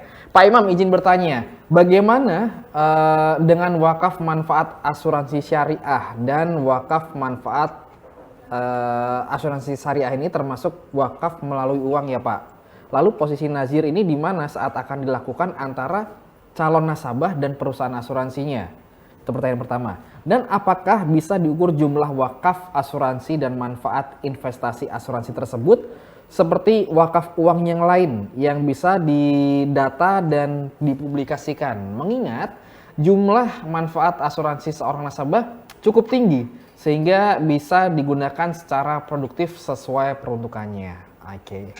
Bagaimana dari pertanyaan yang tadi, Pak? Silakan, Pak Imam. Baik. Nah, saya coba bisa nggak ya ini sebentar. Oke. Nah, ini dia tentang wakaf asuransi. Jadi kurang lebih seperti ini. Teman-teman sekalian, wakaf asuransi, jadi namanya wakaf manfaat asuransi.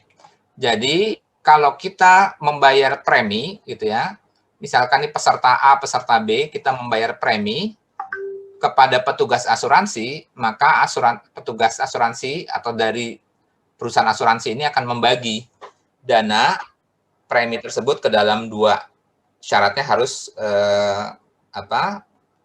asuransi syariah gitu ya. Karena asuransi non syariah nggak bisa. Jadi syaratnya harus asuransi syariah, maka dia akan terbagi menjadi 2, dana investasi dan dana tabaruk. Dana investasi ini adalah dana yang diterima oleh pemilik pemilik asuransi tersebut dalam bentuk manfaat investasi. Jadi misalkan anggaplah 100.000, di mana 20.000-nya diletakkan ke dana investasi dan 80.000-nya ke dana tabaru. Yang 20.000 ini ditaruh di deposito dan sudah ada manfaatnya. Maka manfaat investasi ini bisa langsung diwakafkan karena dia milik daripada wakif. Dalam hal ini adalah yang memberikan atau membeli asuransi tersebut. Ini boleh diwakafkan dan langsung. Karena syarat daripada wakaf itu si wakif itu masih hidup, gitu ya. Si wakif itu masih hidup. Nah, berikutnya adalah sumber yang berasal dari dana tabaru. Benar, dana tabaru ini besar, ya, relatif lebih besar daripada dana investasi. Tapi kapan diterimanya? Dia biasanya diterimanya pada saat sudah meninggal dunia, ya. Pada saat sudah meninggal dunia, dan ini bukanlah milik daripada kita, gitu ya. Tetapi sudah meninggal, maka akan jatuhlah ke dalam konsep pembagian waris dan wasiat, gitu. Tetapi sekali lagi, pada dasarnya tidak boleh diwakafkan kecuali para calon penerima manfaat asuransi telah melakukan perjanjian atau wa'ad. Jadi, produk daripada asuransi wakaf ini sudah sejak dari awal, ya, sejak pembukaan polisnya sudah harus didesain atau dirancang sedemikian rupa bahwa ini adalah asuransi wakaf.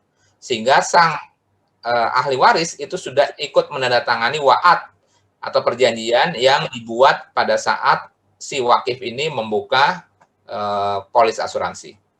Jadi para calon penerima manfaat asuransi berjanji akan mewakafkan sebagian manfaat tersebut dan ketentuan lain yang diatur dalam fatwa. Nah, jadi pada saat meninggal ini menjadi aset yang diwakafkan. Nah, pada saat membuat wa'ad ini sudah dijelaskan siapa nazirnya dan pastinya pada saat siapa nazirnya di situ ada siapa maquf alaihnya. Jadi pada saat membuka ini biasanya perusahaan asuransi sudah memiliki sejumlah lembaga nazir yang bekerja sama. Misalkan di sini ada dompet duafa dengan rumah sakitnya, atau misalkan ada ACT dengan sumurnya. Itu beberapa yang bisa dipilih oleh sang pembuka asuransi. Jadi di mana letak nazir? Ya di sini nanti. Pada saat ini sudah berubah menjadi aset wakaf, maka akan jatuh ke tangan nazir dan oleh nazir akan diteruskan ke dalam program yang akan diberikan kepada maquf alaih. Nah, tapi di sini ada kalimat ketentuan lain yang diatur dalam fatwa. Apa saja? Ya, kita tunduk pada fatwa waris, ya. Apa itu fatwa waris? Kalau ternyata yang meninggal itu masih punya hutang, setelah dikurangi harta waris masih kurang, maka wakafnya bisa dibatalkan. Kenapa? Karena wakaf itu sunnah, sementara membayar hutang itu wajib. Nah, itu contoh beberapa fatwa-fatwa lain yang diatur. Kurang lebih seperti itu. Baik, terima kasih Pak Imam untuk jawaban dari pertanyaan yang tadi sudah disampaikan. Dan selanjutnya kita masih akan membacakan kembali ya pertanyaan-pertanyaan yang sudah masuk di kolom chat di line Zoom kita. Ini ada satu pertanyaan dari Bapak Anton TS.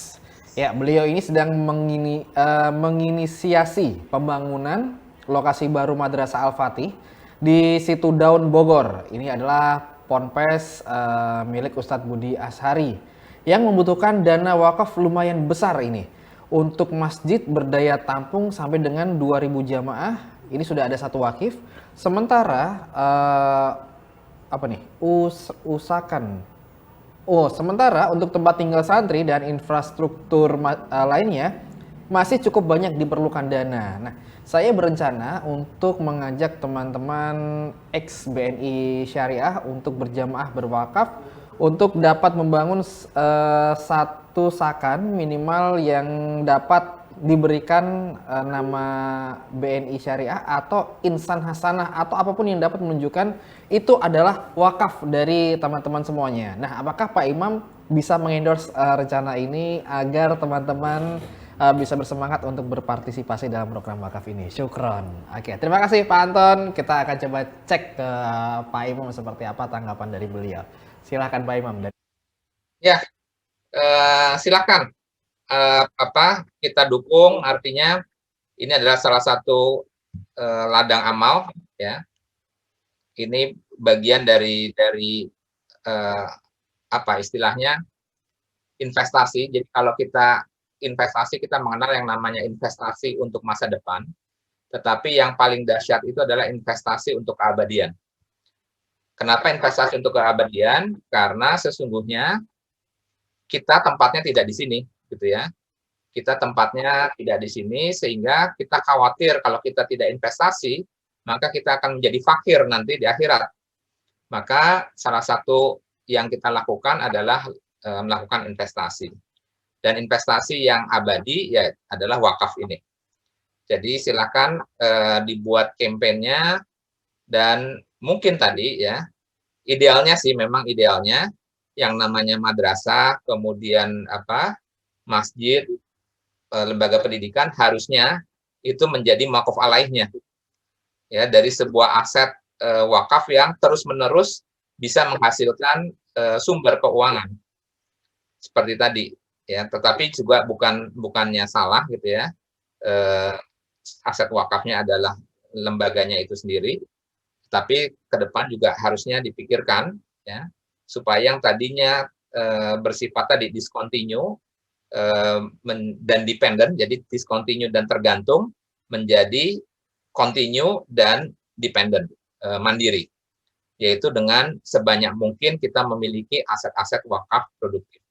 Yang ingin saya sampaikan di sini adalah cerita tentang 9 dari 10 pengusaha, ya, 9 dari 10 pengusaha yang dijamin masuk surga itu, 9 dari 10 sahabat Rasulullah yang dijamin masuk surga adalah pengusaha. Tetapi jarang kita menyebutkan kalimat berikutnya adalah kalimat dari Jabir radhiyallahu an, sahabat Rasulullah, menyebutkan dalam salah satu kitabnya bahwa tidak ada sahabat Rasulullah yang tidak memiliki kemampuan yang tidak berwakaf. Jadi bunyinya kalimatnya adalah harusnya, karena itu juga bukan dipenggal-penggal tuh, hanya lihat ini adalah nama-nama yang dijamin masuk surga, itu memang ada hadisnya. Setelah dicek, dari 9-nya itu pengusaha, hanya Ali bin Abi Thalib yang tidak, karena dia bukan pengusaha. Maka sering itu dipakai di seminar. 9 dari 10 sahabat Rasulullah yang dijamin masuk surga adalah pengusaha. Nah, dengan kalimat Jabir radhiyallahu an, harusnya kalimat utuhnya adalah 9 dari 10 sahabat Rasulullah yang dijamin masuk surga adalah pengusaha, dan seluruhnya mewakafkan perusahaannya, baru masuk surga. Jadi harusnya seperti itu. Nah, jadi harapannya ke depan itu semakin banyak pengusaha-pengusaha yang mewakafkan aset perusahaannya. Dan itulah yang menjadi revenue mainstream buat pesantren-pesantren yang sebagaimana layaknya ingin dibangun oleh Mas Anton dan kawan-kawan. Tetapi tidak ada salahnya kita juga langsung membangun pesantren-pesantren tersebut. Demikian. Baik. Walau alam bisawab.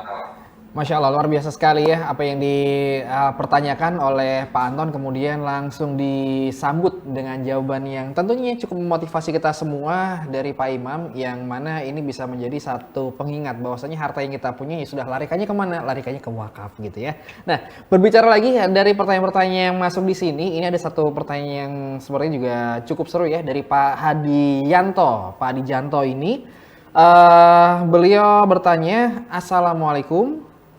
Terkait wakaf uang, apakah ada syarat nominalnya nih? Dan untuk wakaf bukan uang, apakah dalam bentuk tanah atau bangunan atau yang lainnya? Terima kasih Pak Imam. Oke, terima kasih juga Pak Hadijanto. Tafadhol untuk Pak Imam. Baik, wakaf uang tidak ada syarat nominalnya berapa. Justru inilah harusnya menjadi justru dengan diperbolehkannya, ya, untuk teman-teman yang keluarnya fatwa tentang bolehnya wakaf uang, ini justru menjadi pemicu buat kita, paling tidak ceritanya semua umat Islam di Indonesia itu harusnya sudah memiliki amalan wakaf, karena tidak ada batasan berapa rupiah yang diwakafkan. Kemudian yang berikutnya, wakaf selain uang dalam bentuk apa?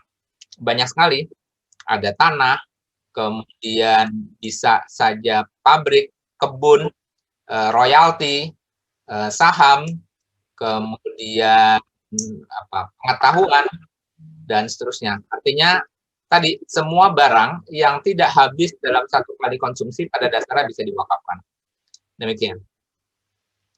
Baik, terima kasih Pak Imam untuk jawabannya, dan kita juga masih mempunyai beberapa pertanyaan-pertanyaan untuk dijawab pada malam hari ini. Selanjutnya adalah pertanyaan dari Pak Ari Lukman. Cuma sebelum saya melanjutkan lagi untuk menjawab atau juga membacakan pertanyaan dari Pak Ari Lukman ini, kami persilahkan juga untuk Bapak Ibu yang sekarang sedang mengikuti tayangan ini, jangan lupa juga apabila ingin mendapatkan materi-materi yang tentunya tadi sudah disampaikan oleh Pak Imam, Bapak Ibu tunggu saja di email masing-masing karena nanti akan dibagikan materi oleh panitia ke email masing-masing ya. Dan tentunya juga jangan lupa untuk selalu pantau terus dari Talenta Hasanah Institute ini, karena di setiap programnya kita akan banyak sekali menghadirkan sesuatu yang bermanfaat. Dan salah satunya atau juga seperti pada malam hari ini, di mana kita sudah memberikan sebuah pencerahan melalui satu obrolan yang menarik, yaitu sejarah wakaf dan peradaban serta dinamika politik. Ini sangat menarik sekali ya. Baik, dan untuk nanti 3 yang beruntung mendapatkan merchandise ya, silahkan bisa melihat di Instagram. Nah, sudah dipamerin sama Pak Imam, ini bukunya menarik sekali. Yang pertama adalah tadi Mungkin Saya Radikal, kemudian yang warna putih apa Pak Imam? Boleh dilihatin covernya Pak Imam? Oh, oke. Sedikit oke. Tidak Yakin Saya Radikal. Nah, ini berbicaranya 2 buku ya, hitam dan putih, semuanya radikal semua ya. Luar biasa sekali ya. Kita akan umumkan siapa-siapa yang berhak mendapatkan hadiah masing-masing 1 buah buku dari Bapak Imam Teguh Saptono melalui Instagram kita di @tahainstitute.id ya. Akunnya adalah, silakan di follow yang belum memfollow, @taha institute.id. Oke, kita nanti akan umumkan di sana ya. Selanjutnya akan membacakan pertanyaan dari Pak Arif Lukman. Ini ada pertanyaan yang cukup menarik sekali ya, terkait dengan uang dan inflasi dalam skema wakaf uang Pak Imam. Bagaimana mengatasi permasalahan inflasi yang dalam jangka panjang tentunya akan menggerus nilai uang tersebut? Seperti apa pencerahannya Pak Imam? Baik, tadi seperti saya sampaikan bahwa wakaf itu akan bisa kita bedakan menjadi wakaf zati dan wakaf ubasyir. Wakaf zati atau ubasyir, dan satu lagi wakaf istismari. Wakaf zati atau ubasyir adalah wakaf yang pada saat wakif memberikan bisa langsung dimanfaatkan, artinya sudah keluar manfaatnya. Jadi misalkan wakaf tanah kuburan itu berarti langsung bisa dipakai, masjid berarti langsung keluar manfaatnya. Nah, tetapi kalau wakaf istismari, benda tersebut pada saat diwakafkan dia belum keluar manfaatnya. Nah, contohnya adalah uang. Jadi uang apabila didiamkan maka dia tidak akan pernah menghasilkan apa-apa. Oleh karenanya, dia harus diinvestasikan. Nah, sudah barang tentu, dengan cara menginvestasikan inilah salah satu cara juga untuk melindungi nilai daripada inflasi. Jadi, sang nazir harus memiliki tadi kemampuan dan kemampuan, skill, kompetensi yang cukup untuk bisa melakukan investasi, baik direct investment, artinya langsung kepada unit-unit usaha, ataupun indirect, yang dia belikan misalkan instrumen keuangan syariah atau deposito syariah, sehingga dia bisa mengcover inflasi. Meskipun sebenarnya inflasi itu sendiri pada dasarnya itu adalah sesuatu yang terjadi karena kita sudah terlibat dengan sistem riba, dan ya nanti kapan suatu saat kita akan follow lagi ya di Talenta Hasanah, kita akan bicara series karena tidak bisa sehari gitu ya. Wakaf pun juga seharusnya tidak bisa sehari karena kita belum bicara struktur dan wakaf-wakaf kontemporer sebagaimana yang terjadi di Malaysia, Saudi dan seterusnya. Dan kapan kalau ada insya Allah saya masih diberikan kelulusan waktu, teman-teman juga bisa ikuti nanti di Taha Institute terkait dengan Satanic Finance. Nah, pada saat kita bicara Satanic Finance, kita akan bedah itu asal muasal dari inflasi, kemudian sistem bunga, kemudian sistem perbankan konvensional dan seterusnya. Dan tadi gitu ya, kita selalu mengatakan bahwa inflasi itu sebagai momok yang harus dihindari. Tetapi sekali lagi terkait dengan wakaf ini, ya sebenarnya tidak ada inflasinya kita singkirkan terlebih dahulu. Justru PR terbesar kita adalah bagaimana menjaga sustainability dari uang tersebut agar bisa menghasilkan. Dan otomatis nilai yang dihasilkan itu harusnya idealnya adalah lebih besar dari inflasi. Nah, dengan cara seperti itulah satu-satunya cara bagaimana wakaf uang itu bisa terhindar dari turunnya nilai uang karena inflasi, ya mau tidak mau harus diinvestasikan. Kurang lebih seperti itu. Oke, baik. Terima kasih Pak Imam untuk jawaban pertanyaan dari Pak Arif yang tadi tanyanya juga sudah sangat clear dan terjawab dengan padat sekali ya.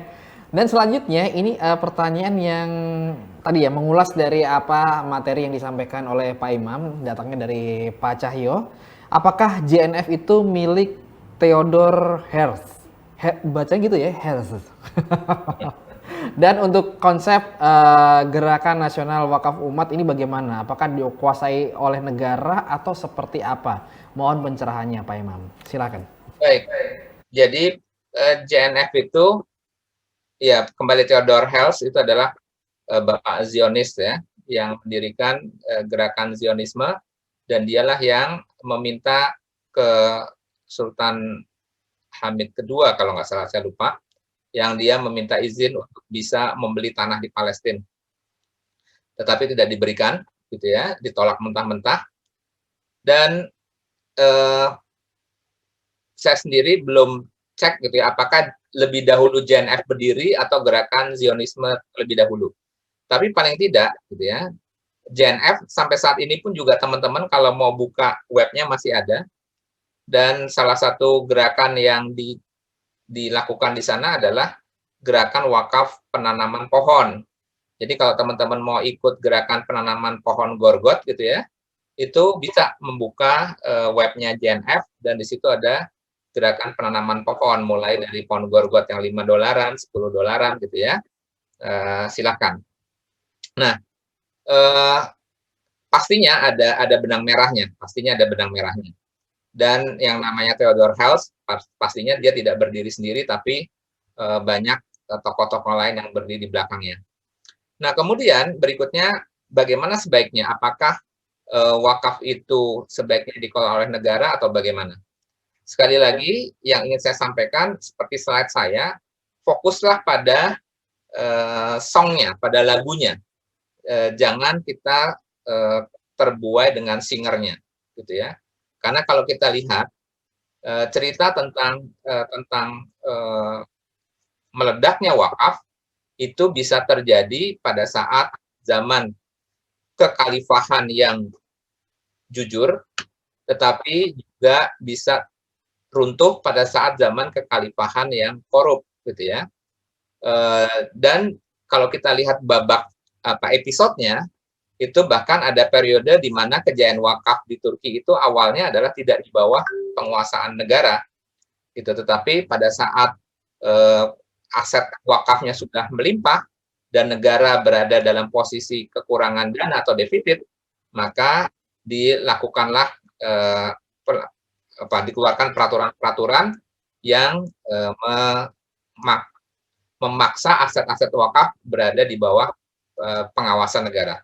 Kita bisa bayangkan pada saat 75% tanah wakaf itu tanah pertanian itu wakaf, maka negara tidak bisa mendapatkan pajaknya.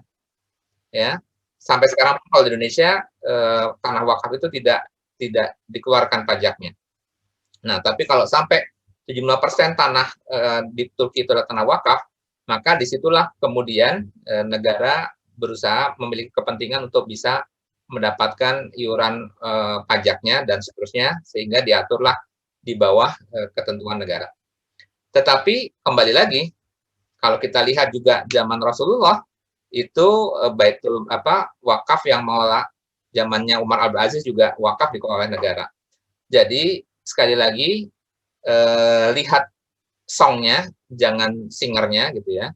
Karena singernya bisa jadi baik dan buruk, dan singernya itu pada dasarnya sudah di luar kewajiban wakaf. Jadi ada PR lagi, PR umat adalah membuat sebuah mekanisme tertentu untuk memastikan bahwa mereka-mereka dengan amanah yang baiklah yang bisa menjadi pemimpin-pemimpin negara, pemimpin umat. Maka di tangan kepemimpinan yang baik, pastinya wakaf akan menjadi hebat.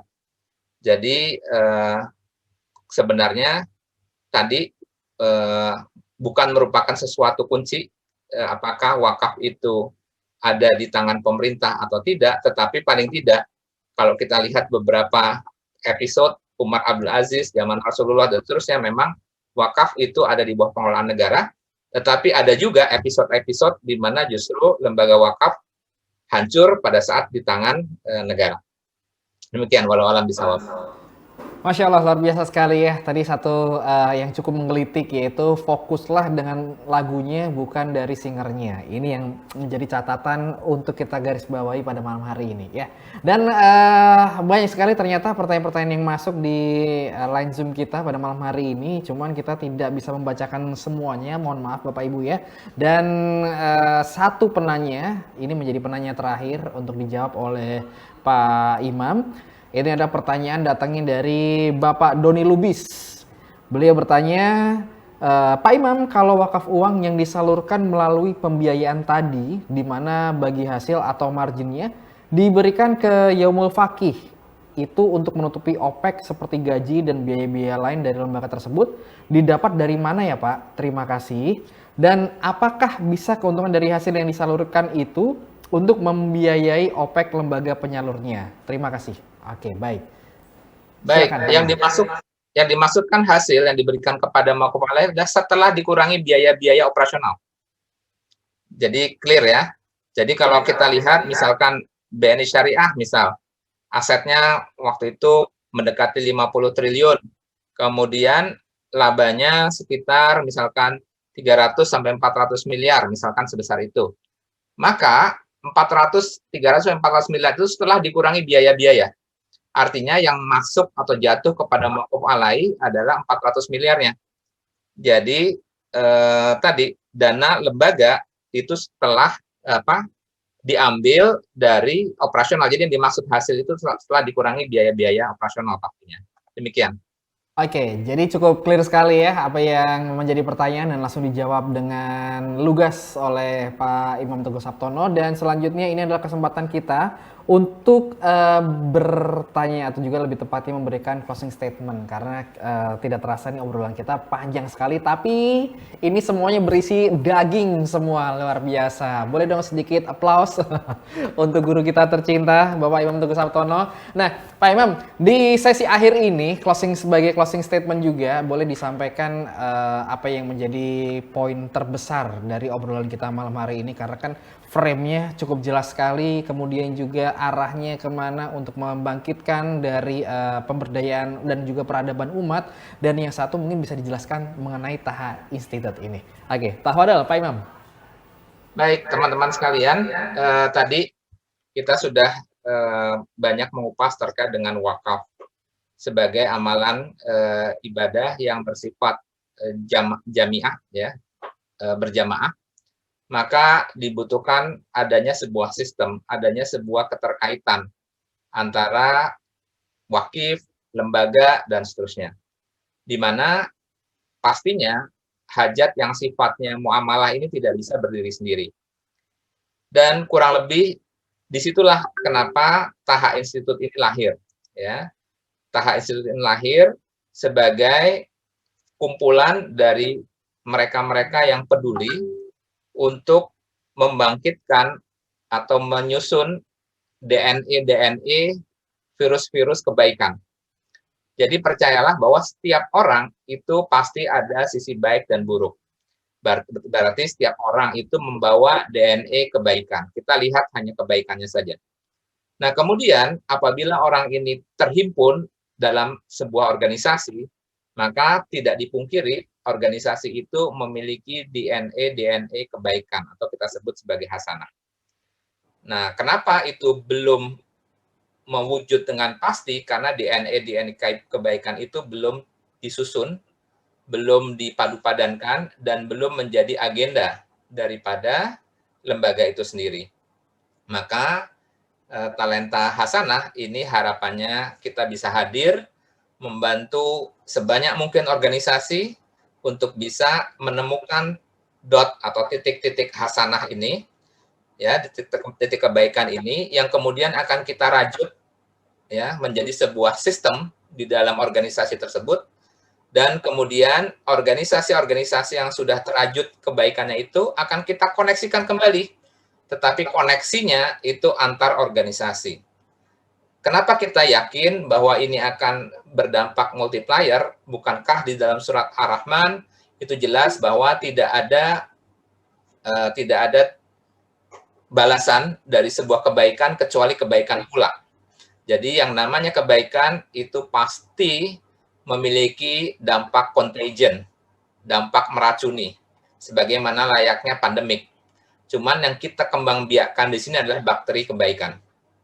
Dengan harapan nanti melalui upaya kita ini akan terjadi ledakan, ya, ledakan hasanah yang bisa melahirkan sebuah peradaban baru. Dulu cita-cita ini pernah kita coba rangkai di lembaga yang sama-sama kita cintai dan kebetulan saat ini sudah almarhum. Tetapi sekali lagi, sebuah mimpi itu tidak akan pernah padam, apalagi mimpi kebaikan. Dan yang namanya kebaikan itu tadi, ya, dia tidak akan pernah padam, dan buat kita, ya, yang namanya kemenangan itu sudah diraih pada saat kita sudah berazam. Nah, sementara hasilnya itu kita serahkan kepada Allah, dan itulah prinsip daripada Yayasan Talenta Hasanah ini berdiri, yaitu lillah, fillah, dan billah.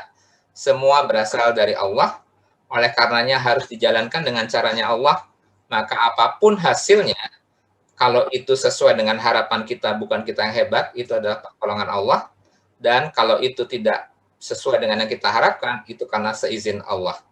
Dan disinilah kita harapkan bisa mendapatkan keridhaan daripada Allah. Konsep kita atau values kita adalah dakwah first, business follow. Yang wajib itu adalah berdakwahnya. Insya Allah bisnisnya akan mengikuti karena Allah pasti sudah menjamin rezeki kita sampai dengan akhir hayat nanti. Demikian kurang lebih Taha itu nanti akan bergerak di mana? Ya, kita akan bergerak di dunia training seperti saat ini. Kita akan bergerak di dunia konsultasi. Yang konsultasi apa? Untuk membantu perusahaan menemukan titik-titik hasanahnya. Kemudian kita juga punya IT expertise, punya property expertise, punya insurance expertise, dan masih banyak lagi.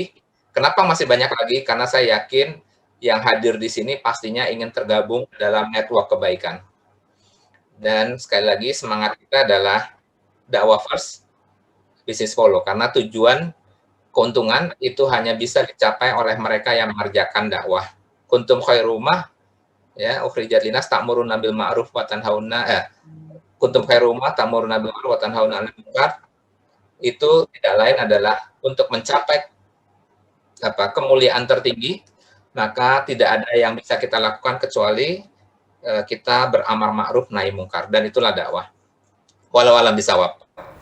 Masya Allah, luar biasa sekali apa yang disampaikan Bapak Imam Teguh Sabtono sebagai pernyataan penutup atau juga closing statement pada malam hari ini. Dan alhamdulillah juga pada kesempatan malam hari ini sudah bersama-sama kita dipertemukan dalam sebuah program yang spesial, yaitu web seminar, dan kita sudah berbicara panjang lebar mengenai wakaf, kemudian juga peradaban Islam hingga perpolitikan yang tentunya luar biasa manfaatnya dan ini menjawab ya banyak sekali pertanyaan-pertanyaan, banyak sekali juga kegalauan hati terkait juga dengan wakaf dan kebaikan-kebaikan yang dihasilkan atau juga yang harus kita lakukan untuk kemakmuran bersama dan juga untuk kebangkitan umat. Dan jangan lupa juga kita ucapkan sekali lagi selain terima kasih kepada Bapak Imam Teguh Sabtono, kami juga mengucapkan terima kasih untuk Bapak Ibu yang sudah bergabung sejak dari jam 8 malam tadi dari seluruh Indonesia. Luar biasa sekali dan tadi tempat tercatat sebanyak 175 partisipan bergabung di program pertama dari Talenta Hasanah Institute ini. Luar biasa sekali ya. Dan bagi Anda yang ingin mengikuti atau juga mendapatkan informasi lebih banyak lagi mengenai Talenta Hasanah Institute ini, silahkan untuk bisa menghubungi email di info@tahainstitute.com atau juga bisa follow Instagram di @tahainstitute.id atau ke nomor WA di 0878 77311761 ya, maaf. Sekali lagi untuk WA-nya 0878 77311760 ya. Sekali lagi WA-nya 0878 77311760 ya, silahkan dicatat. Dan yang pasti juga kita ketemu lagi insya Allah di kesempatan mendatang yang tentunya juga dengan tema yang lebih hebat lagi, lebih dahsyat lagi dan lebih menegangkan ya. Akhirnya saya harus pamit undur diri sahabat semuanya dan juga Bapak Ibu semuanya. Terima kasih sekali lagi kami ucapkan untuk kebersamaan. Salam untuk keluarga, tetap jaga kesehatan, tetap juga protokol kesehatan dan jangan lupa dakwah first, kemudian follow bisnis ya. Saya Sabil Zaidan pamit undur diri. Wabillahi taufik wal hidayah. Wassalamualaikum warahmatullahi wabarakatuh. Waalaikumsalam warahmatullahi wabarakatuh. Terima kasih Pak Imam, terima kasih Bapak Ibu semuanya. Semuanya. Waalaikumsalam warahmatullahi wabarakatuh.